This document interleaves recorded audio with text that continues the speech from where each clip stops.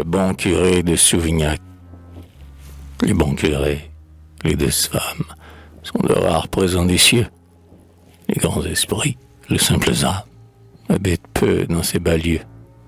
Mais Dieu, par une grâce insigne, non loin du duché d'Armagnac, a choisi, pour bénir la vigne, le bon curé de Souvignac. Son grand dogme est la tolérance. Aucun pécheur ne sont maudits. Dans un doux rayon d'espérance, il montre tous le paradis. Simple de ton et de démarche, au pauvre ouvrant vite son sac, il est beau comme un patriarche, ce bon curé de Souvignac. Sous le toit de son humble cure, il reçoit de gais pèlerins, et, sans être enfant d'Épicure, il permet les joyeux refrains. Sa prévenance hospitalière offre calumet et tabac, car il a l'humeur familière, ce bon curé de Souvignac.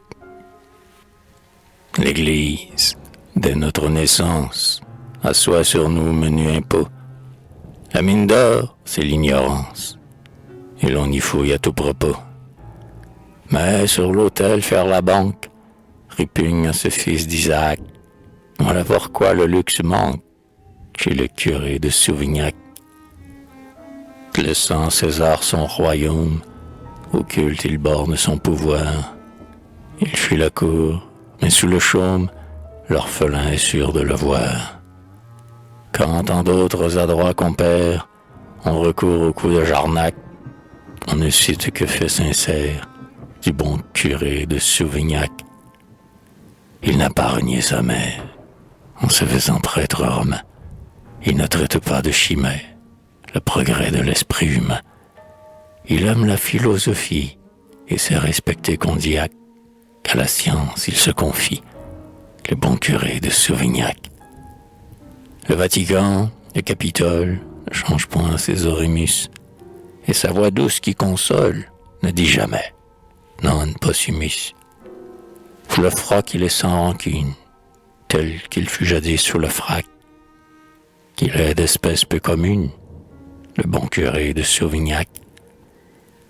Instruit des droits de la nature, comme les devoirs d'un chrétien, de la plus humble créature, il se fait l'indulgent soutien. Mais, vrai fils du siècle, il rabaisse tous les marquis de Pourceaugnac, car vertu vaut mieux que noblesse pour le curé de Souvignac.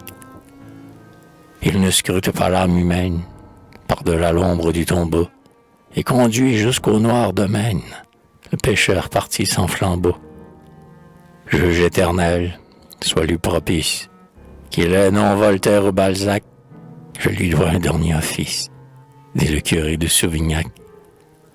Le prêtre imbu de l'évangile, le franc-maçon au riz divin, à la même coupe d'argile, peuvent boire le même vin. Au chevet du même malade, près de l'homme au pauvre bissac, nous donnerions tous l'accolade au bon curé de Souvignac.